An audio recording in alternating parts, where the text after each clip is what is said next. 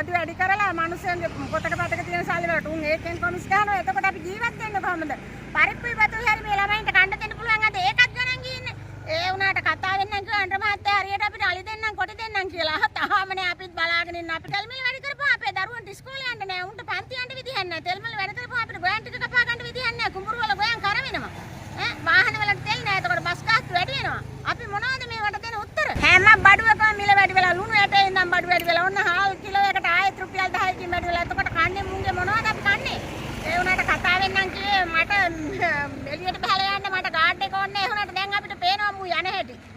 අනේ ඌ කරන ආණ්ඩු පොසත් රට අනුරට කිව්වා. රට නෙමෙයි දැන් බල්ලට ගිහිල්ලා රට. පිටරට යුද්ධයෙන් මෙයාලා මොකද කරේ? බොරදියේ මාළු බෑවා. අnder